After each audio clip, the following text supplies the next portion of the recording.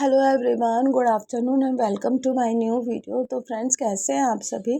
उम्मीद करती हूँ कि आप सब बहुत अच्छे होंगे, बढ़िया होंगे। हम भी यहाँ पर बहुत अच्छे हैं।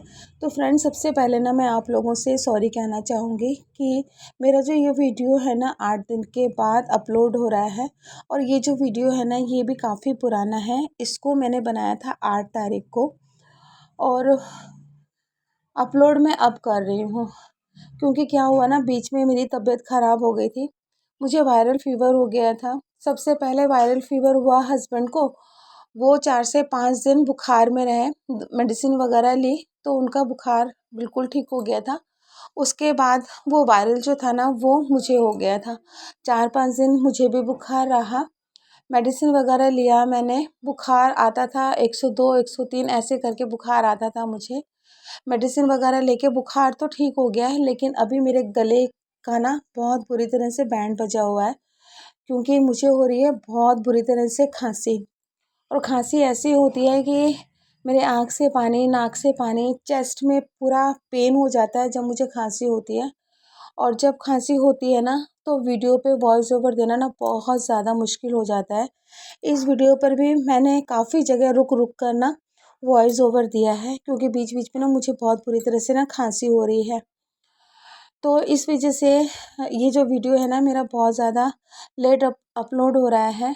और फ्रेंड, आप ना थोड़ा सा मैनेज कर लीजिएगा, क्योंकि काफ़ी दिन से मेरी वीडियो जा नहीं रही है। तो मैंने सोचा इसी गले की आवाज़ के साथ में ना मैं इस वीडियो पे वॉइस ओवर देके इस वीडियो को भी अपलोड कर देती हूँ।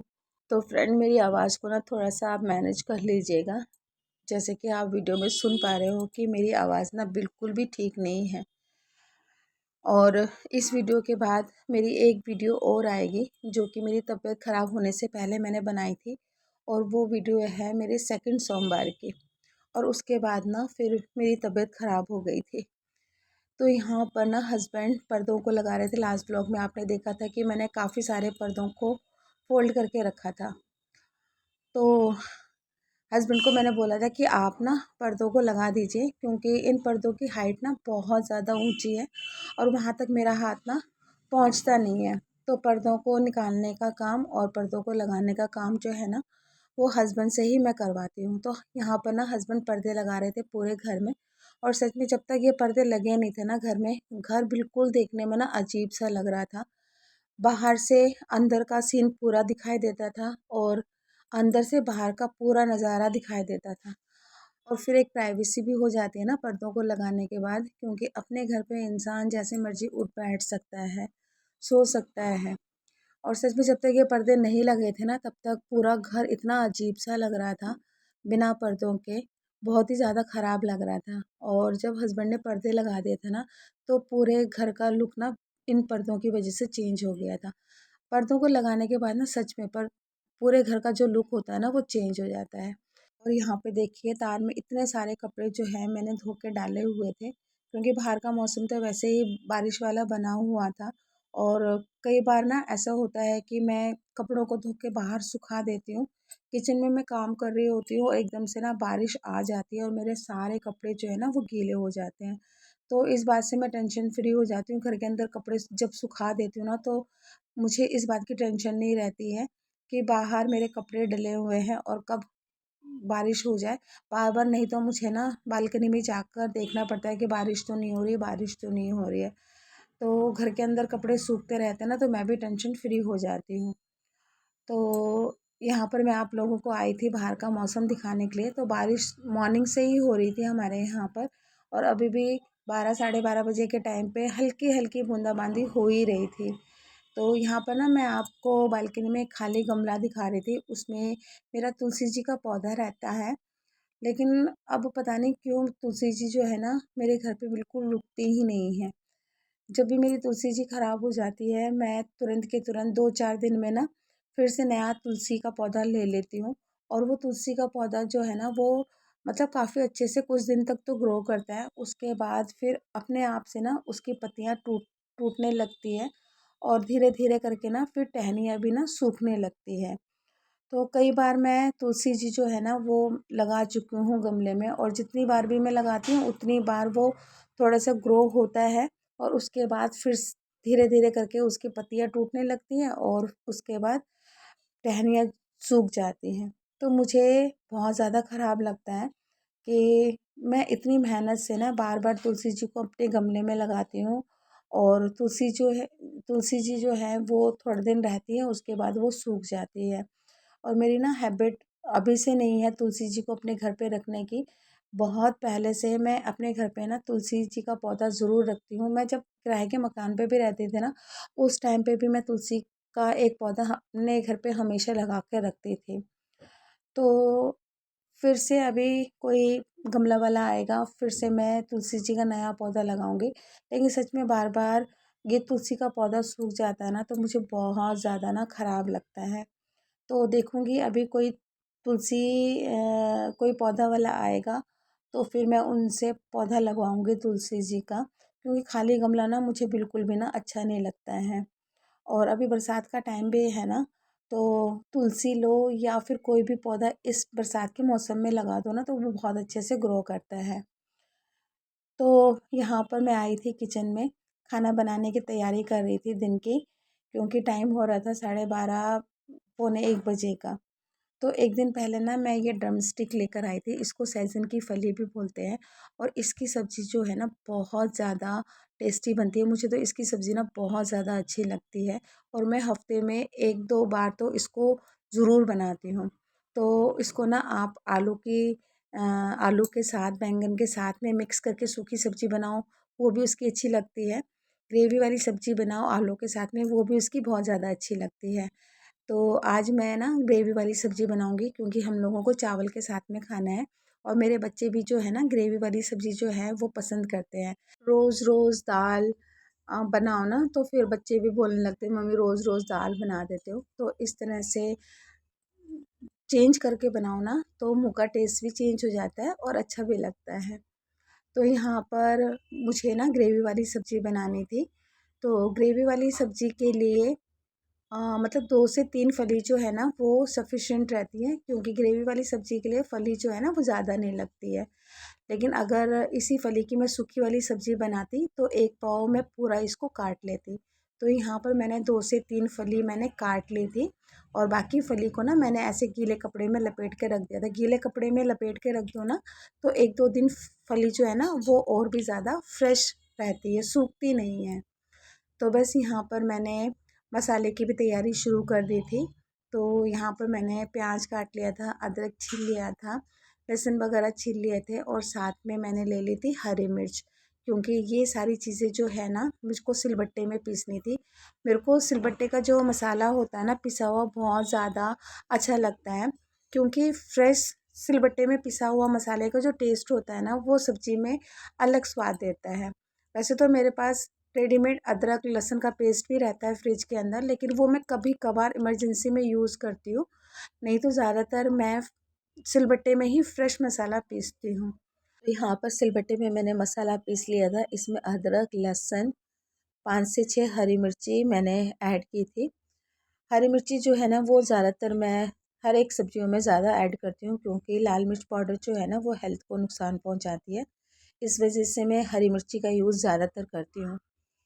तो बस यहाँ पर आलू जो थे ये मैंने मस्टर्ड ऑयल में अच्छे से फ्राई कर दिए थे, थोड़े से हल्दी थोड़ा सा नमक देकर।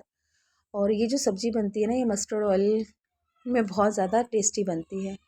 तो यहाँ पर आलू फ्राई हो गया था, उसी तेल में मैंने ज़ीरा, प्याज के साथ में 3 से 4 हरी मिर्ची और 2 सूखी लाल मिर्च ऐड करके प्याज को भून लिया था। जब तक प्याज भून रहे थे तब तक मैंने चावल निकाल लिए थे। और यहाँ पर जब प्याज अच्छे से भून चुके थे, तो फिर मैंने यहाँ पर सिलबट्टे में पिसा हुआ मसाला ऐड कर दिया था। मसाले को अच्छे से प्याज के साथ में भूना, और उसके बाद टमाटर ऐड कर दिए थे। टमाटर में मैंने थोड़ा सा नमक ऐड किया था। नमक ऐड करने से टमाटर जल्दी से सॉफ्ट हो जाते हैं। कवर लगा दिया था ताकि टमाटर जो है वो जल्दी से गल जाए।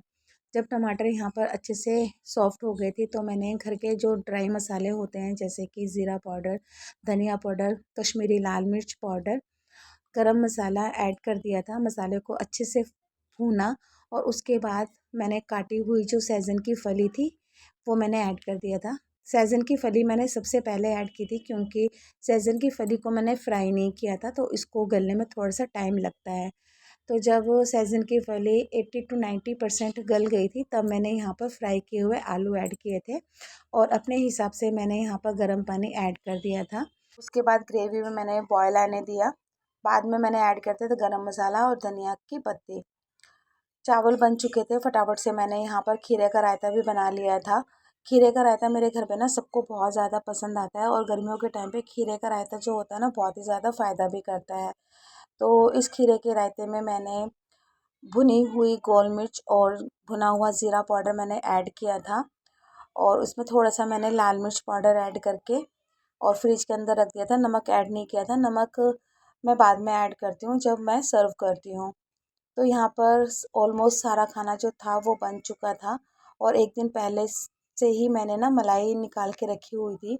बहुत ज़्यादा क्वांटिटी में मलाई जमा हो गई थी और जब इतनी क्वांटिटी में मलाई जमा होती है ना तो मैं फ्रीज़र में मलाई को जमा करती हूँ। फ्रीज़र में मलाई जमा करने से मलाई जो है ना कभी भी ख़राब नहीं होती है। तो जब भी घी बनाना हो ना तो एक दिन पहले ही मलाई को बाहर निकाल के रख दो, क्योंकि फ्रीज़र में रहता है ना तो बर्फ़ जैसा जो है ना मलाई जम जाती है। तो बस यहाँ पर खाना बन चुका था, बच्चों के आने में थोड़ा बहुत टाइम रह गया था। तो बस यहाँ पर सुबह के जो सूखे हुए बर्तन थे उन बर्तनों को मैंने लगा दिया था अपनी अपनी जगह पे। इसके बाद नीचे वाला जो कैबिनेट था ना बहुत गंदा हो गया था मेरा, कैमरे पे तो दिखाई नहीं देता लेकिन अब बहुत ज़्यादा गंदा हो रहा था ये। तो यहाँ पर सबसे पहले सारे कैबिनेट में मैंने कॉलिन से स्प्रे किया। कॉलिन भी थोड़ा सा ही रह गया था, वो भी ख़त्म हो गया था स्प्रे करते करते, पर जितना भी कॉलिन था वो मैंने कैबिनेट में स्प्रे कर दिया था और सूखे कपड़े से मैंने सारे कैबिनेट को ना अच्छे से क्लीन किया। तो नीचे के जितने भी कैबिनेट थे ना बहुत अच्छे से ना वो चमक गए थे। तो मेरे पास जब भी इतना थोड़ा बहुत टाइम होता है तो मैं इस तरह से अपने किचन की क्लीनिंग करती हूँ। और कभी मैं नीचे की क्लीनिंग कर लेती हूँ, कभी मैं ऊपर का जो कैबिनेट है उसको बाहर से इस तरह से क्लीन कर लेती हूँ। तो मेरा किचन जो है ना हमेशा साफ़ सुथरा रहता है और एक दिन ना मुझे अंदर से भी अपने किचन की ना क्लीनिंग करनी है, लेकिन वो मैं बाद में करूँगी। तो यहाँ पर मेरे नीचे के कैबिनेट की क्लीनिंग हो गई थी, ऊपर की कैबिनेट की क्लीनिंग हो गई थी, चिमनी को भी मैंने अच्छे से क्लीन कर दिया था। तो यहाँ पर बच्चे आ चुके थे, बच्चे नहाए धोए, उसके बाद फिर मैंने सबका खाना लगा दिया था। खाना लगाने के बाद फिर मुझको ना ग्रोसरी भी लेने जाना था, क्योंकि ऑलमोस्ट मेरी किचन की सारी ग्रोसरी जो थी ना वो ख़त्म हो गई थी। दाल वगैरह भी बिल्कुल ख़त्म हो गई थी, चीनी वगैरह चाय पत्ती सब कुछ ख़त्म हो रहा था। तो मैं सोच रही थी कि ना ग्रोसरी लेकर आ जाऊँ, लेकिन बाहर का मौसम भी बहुत ज़्यादा ख़राब हो रहा था क्योंकि रुक रुक के बारिश हो रही थी। तो बस यहाँ पर हम लोगों ने खाना वगैरह खाया। तो आलू और सहजन की मैंने ग्रेवी वाली सब्ज़ी बनाई थी ना, बहुत टेस्टी सब्ज़ी बनी थी। बच्चे भी बोल रहे थे कि मम्मी सब्ज़ी ना बहुत ज़्यादा अच्छी बनी है। तो बस यहाँ पर फिर बिना रेस्ट किए मैंने फटाफट से दिन के भी जितने भी बर्तन थे सारे बर्तन मैंने धो दिए थे।